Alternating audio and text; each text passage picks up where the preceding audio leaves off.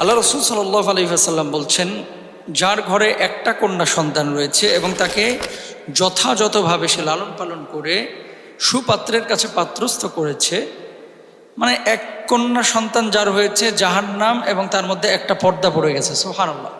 দুই কন্যা সন্তান যার রয়েছে তার দুটি পর্দা, তিন কন্যা সন্তান যার তার তিনটি পর্দা, তার মানে পাঁচ কন্যা সন্তান, সাত কন্যা সন্তান যার রয়েছে তার 7টি পর্দা জাহান্নামের থেকে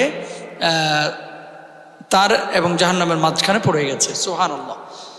তার মানে কি, এই কন্যা সন্তান আল্লাহ সুবহানাহু ওয়া তাআলার পক্ষ থেকে সুসংবাদ, এবং এই কন্যা সন্তান যাদেরকে আল্লাহ তাআলা দেন এটাকে নিয়ামা স্বরূপ মনে করতে হবে।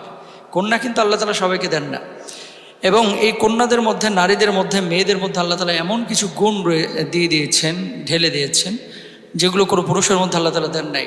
নারীদের মধ্যে এমন কিছু পাওয়ার রয়েছে, যেমন আপনি যারা বাবা রয়েছেন খেয়াল করবেন, আপনার যদি প্রথম দুটি সন্তান বা একটি সন্তান ছেলে হয়ে থাকে, সেই ছেলেও কিন্তু বাবাকে ভালোবাসে, আবার সে বাবাও ছেলেকে ভালোবাসে। কিন্তু পরবর্তীতে যে মেয়েটা হয়েছে, যেটা আপনার ছোট সন্তান হতে পারে অথবা শেষের সন্তান হতে পারে, এই মেয়েটার সঙ্গে বাবার সম্পর্কটা এমনটা হয়ে থাকে, দেখবেন যে ওই মেয়েটাকে অনেক বাবা তার মায়ের স্থলাভিষিক্ত করেন, সুবহানাল্লাহ।